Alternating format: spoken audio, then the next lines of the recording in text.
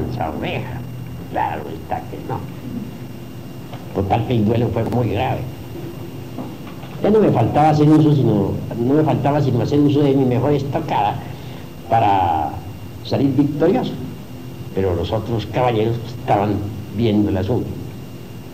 Se dieron cuenta que su compañero iba derecho al panteón.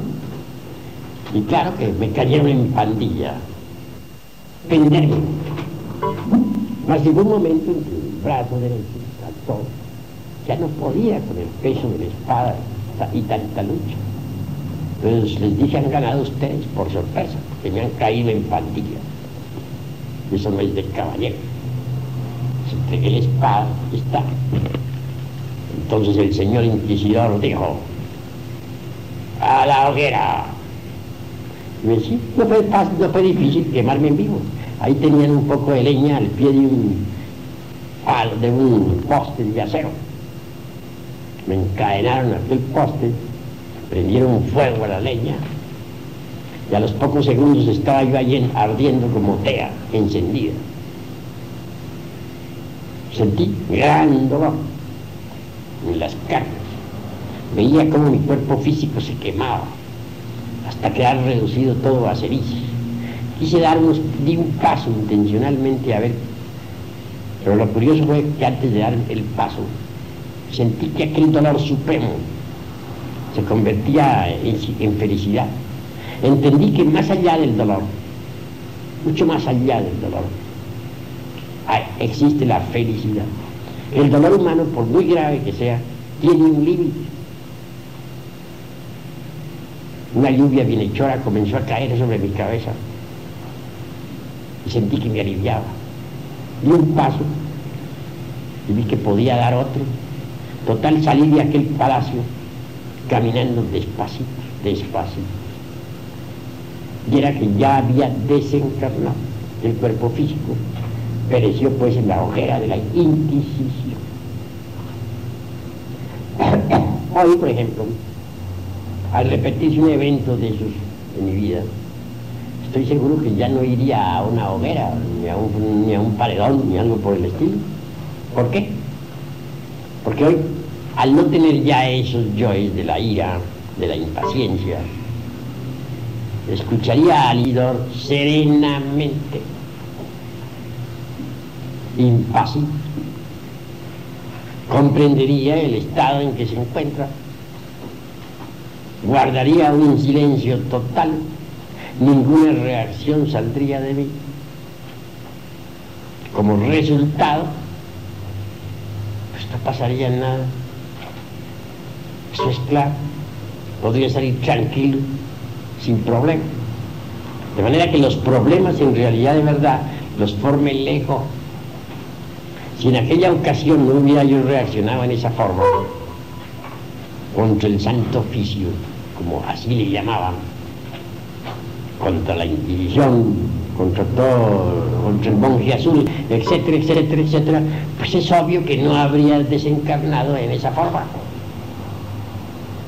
Esto no significa cobardía, sino sencillamente habría permanecido sereno, impasible. Luego habría dado la espalda y me habría retirado, sin problema. Solo quedaría un punto en discusión. El condecito aquel habría sido aprehendido, quemado vivo en la hoguera, ¿no? Y se me podría echar la culpa a mí. No. Habría tenido el valor de ir a informarle eso al conde. Aunque aquel conde se hubiera llenado de tremenda ira contra mí. Y le habría salvado su existencia. Tal vez hasta el hombre hubiera quedado agradecido. Es decir, las circunstancias fatales no habrían sucedido si el ego hubiera sido desintegrado. Desgraciadamente tenía un ego muy desarrollado.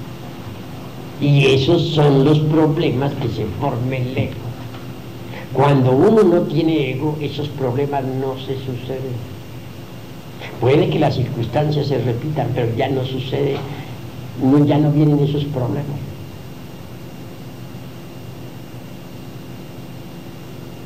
La cruda realidad es que los eventos pueden estarse repitiendo, pero lo que nosotros tenemos es que modificar nuestra actitud hacia los eventos.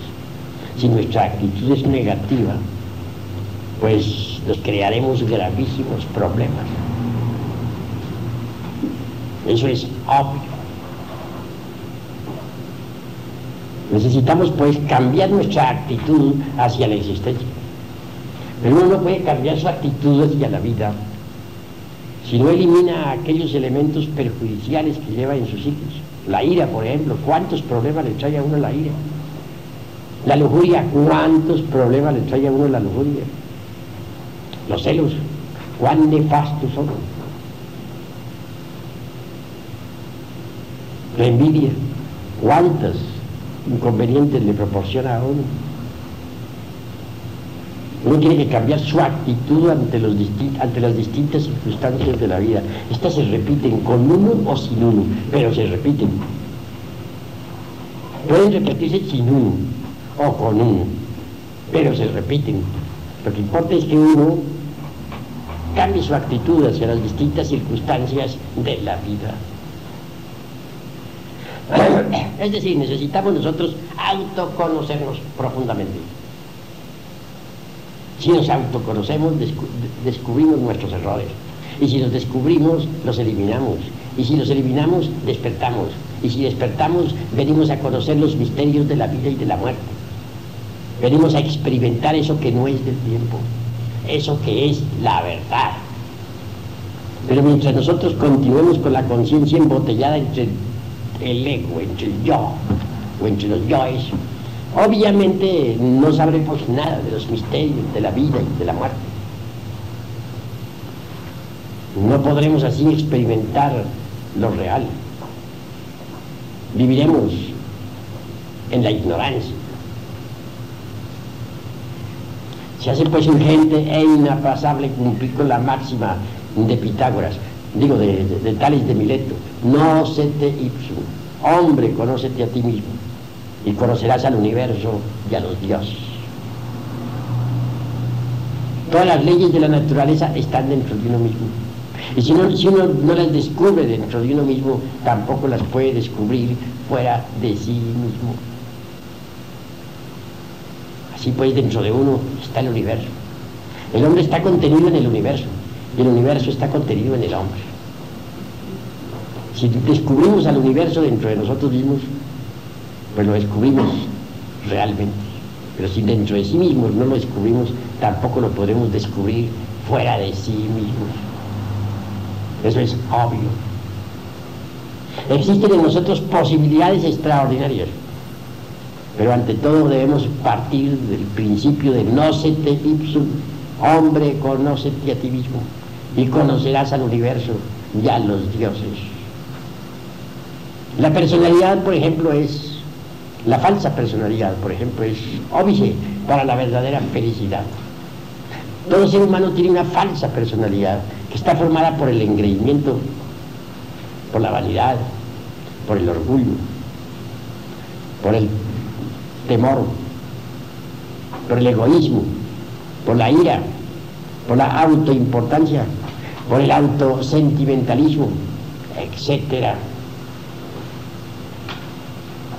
La falsa personalidad es verdaderamente problemática, pero está dominada por ese tipo de yoes que he enumerado. Mientras uno posea la falsa personalidad, en modo alguno habrá de conocer la real felicidad. ¿Cómo la conocería? Si uno quiere ser feliz, y todos tenemos derecho a la felicidad, tiene que empezar por eliminar la falsa personalidad. Pero para poder eliminar la falsa personalidad, tiene uno que eliminar los yoes que la caracterizan, los que he enumerado. Eliminados esos yoes, entonces todo cambia. Se crea en nuestra conciencia un centro de gravedad continua y deviene un estado de felicidad extraordinaria. Pero mientras exista la falsa personalidad, la felicidad no es posible. Debemos tener en cuenta todo eso si es que realmente nosotros anhelamos algún día ser felices. Incuestionablemente, lo más importante en la vida práctica viene a ser precisamente fabricar, o digo yo, cristalizar en la humana personalidad eso que se denomina alma. Alma. ¿Qué se entiende por alma? Todo ese conjunto de poderes, fuerzas, virtudes, facultades, etcétera, del ser. Si uno elimina, por ejemplo, el defecto o el yo de la ira, en su reemplazo cristalizará en nuestra humana persona la virtud de la serenidad. Si uno elimina el defecto del egoísmo, en su reemplazo cristalizará en nuestra humana persona la virtud maravillosa del altruismo. Si uno elimina el defecto de la lujuria, en su reemplazo cristalizará en nuestra alma la virtud extraordinaria de la castidad. Si uno elimina de su naturaleza el odio, en su reemplazo cristalizará en nuestra personalidad el amor. Si uno elimina de la personalidad el defecto, por ejemplo, de la envidia, en su reemplazo cristalizarán en la humana persona la alegría por el bien ajeno, la filantropía, etcétera. Así que es necesario comprender que hay necesidad de eliminar los elementos indeseables de nuestra psiquis para cristalizar en nuestra humana persona eso que se llama alma, un conjunto de fuerzas, de atributos, de virtudes, de poderes cósmicos, etcétera. Sin embargo, he de decir que no todo es intelecto. El intelecto es útil cuando está al servicio del espíritu, pero no todo es intelecto. Incuestionablemente debemos pasar por grandes crisis emocionales si es que queremos nosotros cristalizar alma en sí mismos. Si el agua no hierve a 100 grados, no cristaliza lo que hay que cristalizar y no se elimina lo que se debe eliminar. Así también, si no pasamos previamente por graves crisis emocionales, pues no cristalizará en nosotros eso que se llama alma. No se eliminará en nosotros eso que se debe eliminar. Pues así ha sido siempre. Cuando el alma cristaliza completamente en uno, hasta el mismo cuerpo físico se convierte en alma. Jesús de Nazaret, el gran Kabir, habló claro sobre eso. Dijo: en paciencia poseeréis vuestras almas.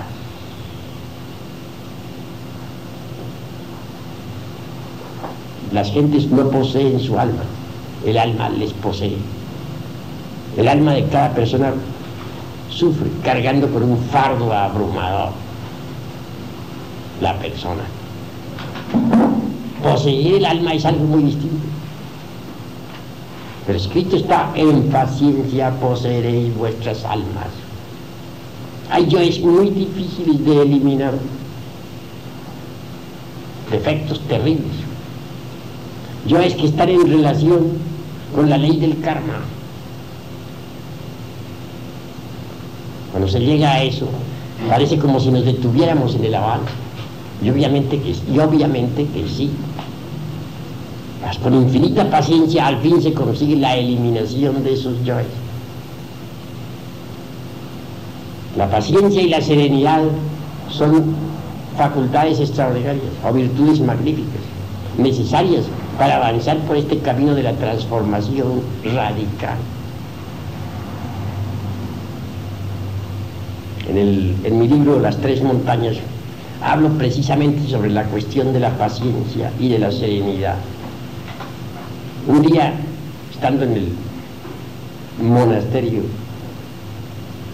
aguardábamos un grupo de hermanos impacientemente al abad, al hierofante,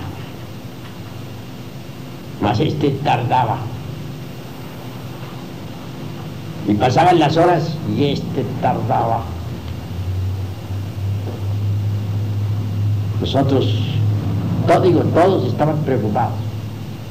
Habían allí algunos maestros, claro, muy respetabilísimos, pero llenos de impaciencia. Se paseaban, pues, dentro del salón, iban, venían, se jalaban el cabello, se rascaban la cabeza, se jalaban las barbas, impacientes. Yo permanecía sereno, tranquilo, pacientemente aguardaba. Únicamente me causaban curiosidad esos hermanitos impacientes. Permanecía tranquilo. Al fin, después de varias horas, se presentó el maestro. Y dirigiéndose a todos, les dijo: a ustedes les faltan dos virtudes que este hermano tiene, y me señaló a mí. Luego, dirigiéndose a mí, me dice: dígales usted, hermano, ¿cuáles son esas dos virtudes? Entonces yo me puse de pie y dije: hay que saber ser pacientes, hay que saber ser serenos. Todos quedaron perplejos. Enseguida el maestro trajo una naranja, que es símbolo de esperanza, y me la entregó, aprobándome. Quedé aprobado para entrar en la segunda montaña, que es la de la resurrección. Nosotros, los impacientes, quedaron aplazados. Se me citó después en otro monasterio para firmar algunos papeles que tenía que firmar. Y así lo hice. Más tarde concurrí a ese monasterio, firmé los papeles, se me entregaron ciertas instrucciones esotéricas y se me admitió, pues, en los estudios de la segunda montaña. Y aquellos compañeros, a estas horas, todavía están luchando por lograr la paciencia y la serenidad, pues no la tienen. Vean ustedes lo importante que es ser pacientes, ser serenos. Así, cuando uno está trabajando en la disolución de un yo y por nada de la vida consigue disolverlo, porque se ha vuelto muy difícil, porque hay yoes así, que se relacionan con el karma, no le queda a uno más remedio que multiplicar la paciencia y la serenidad hasta triunfar.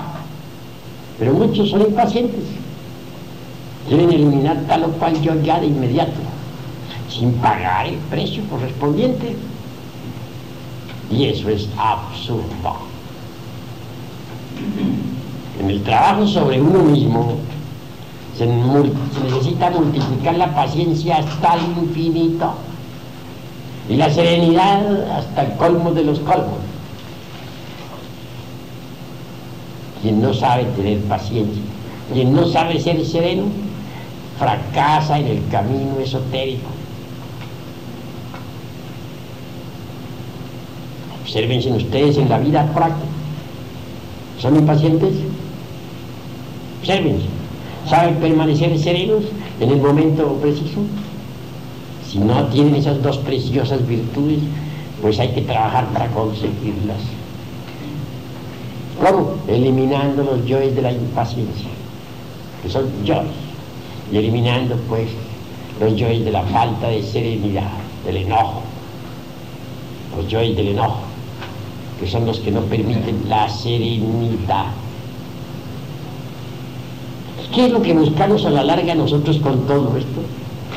Cambiar, pero cambiar totalmente, porque así como estamos, incuestionablemente lo único que hacemos es sufrir, amargarnos la vida.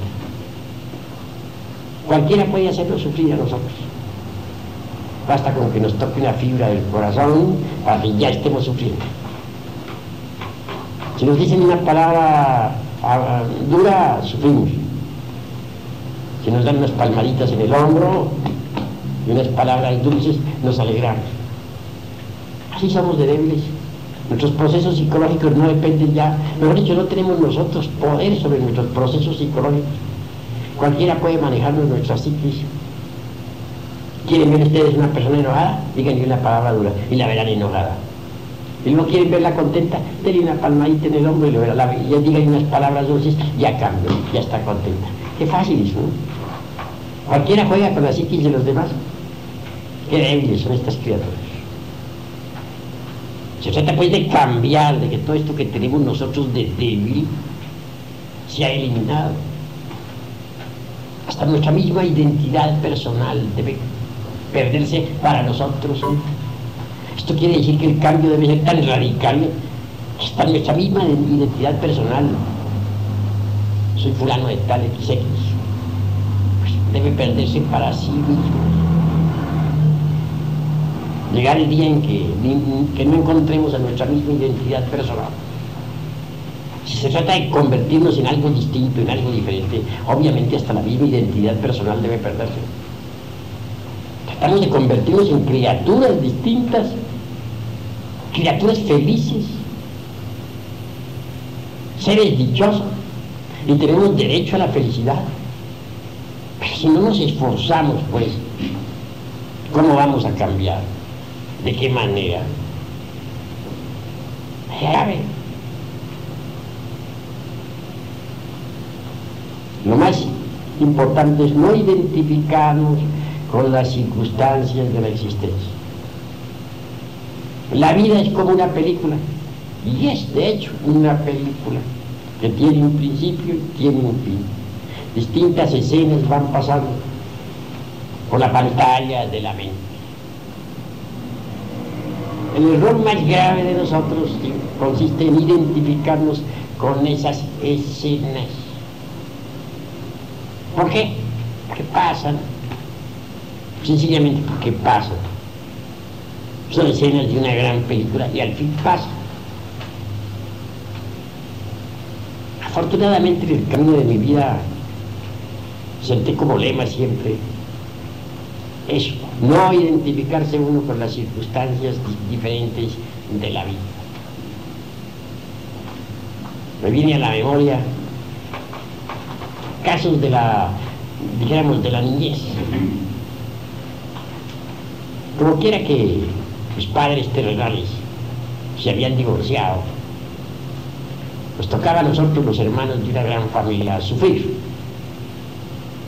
Habíamos quedado nosotros con el jefe de la familia y se nos prohibía pues visitar pues a la jefa, o sea, a nuestra madre terrenal. Sin embargo, nosotros no éramos así tan ingratos como para poder olvidar la jefa. Me escapaba siempre de casa con un hermanito menor que me seguía. Íbamos a visitarla y luego regresábamos a casa, a donde el jefe. Mas mi hermanito sufría mucho, pues al regreso se cansaba porque era muy pequeño y yo tenía que llevarlo entonces sobre mis espaldas. Qué tan pequeño estaría. Y lloraba aquel amargamente. Decía, ahora al regresar a casa el jefe nos va a azotar, nos va a dar de azotes y de palos. Yo le respondía diciendo, ¿por qué lloras? Todo pasa. Acuérdate que todo pasa. Cuando llegábamos a casa, ciertamente nos aguardaba el jefe lleno de grande ira y nos daba de latigazos. Posteriormente, nos internábamos en nuestra recámara a dormir. Pero ya al acostarnos, le decía yo a mi hermano, ¿te fijas? Ya pasó. ¿Te convences que todo pasa? Eso ya pasó. Todo pasa. Un día de esos tantos, nuestro jefe alcanzó a oír cuando yo le decía a mi hermano, todo pasa, eso ya pasó. Y claro, mi jefe, que tenía un renodo, que dijéramos que era bastante iracundo,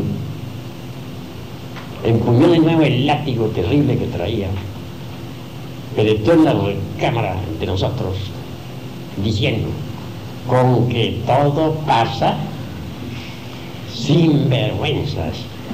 Y luego otra azotaína más terrible nos dio, retirándose después, al parecer muy tranquilo, por habernos azotado. Ya que él se retiró un poquito más quedito, le decía a mi hermano, ¿te fijas? Eso también ya pasó.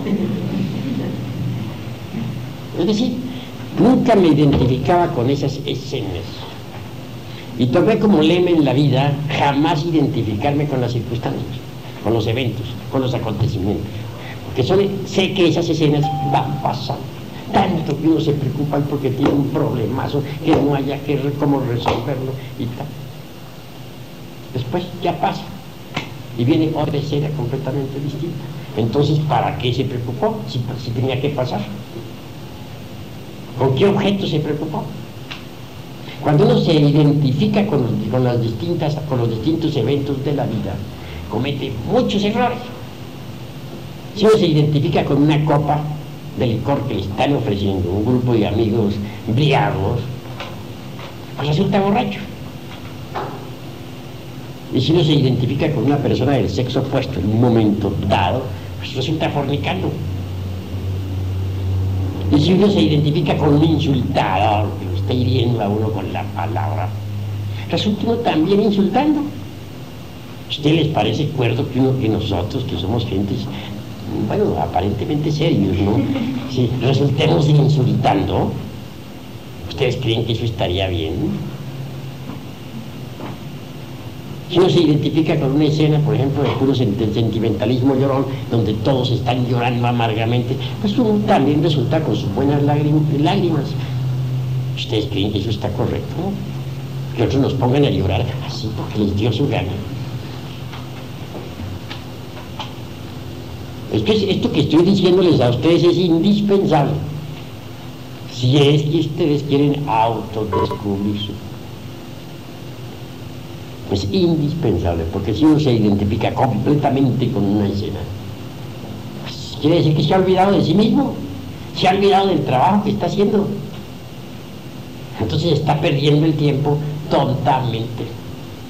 Las gentes se olvidan de sí mismas completamente. Se olvidan de su propio ser interior profundo porque se identifican con las circunstancias. Normalmente las gentes andan dormidas por eso, están identificadas con las circunstancias que les rodean. Y cada cual tiene su cancioncita psicológica, como decía por ahí en mi libro Psicología Revolucionaria. De pronto encuentra uno a alguien que le dice, yo tuve que en la vida hacer esto y esto y esto, me robaron, pero fui un hombre rico, tuve dinero, me estafaron, un fulano de tal fue malvado que me estafó y tal. Su canción psicológica. 10 años encuentra uno a ese mismo sujeto y vuelve a contar su misma canción. 20 años se lo encuentra y vuelve a narrarle su misma canción. Esa es su canción psicológica. Quedó identificado con ese evento para el resto de su vida. En esas circunstancias, ¿cómo va a resolver un melejo? ¿De qué manera? Si lo estáis fortificando, al identificarse así, fortifica los yoes. Si uno se identifica con una trifulca, resulta uno también dando puñetazos. Me viene a la memoria el caso por ahí de un boxeo, un campeón peleando contra otro en Estados Unidos, y al final todos los espectadores terminaron dándose golpes unos con otros.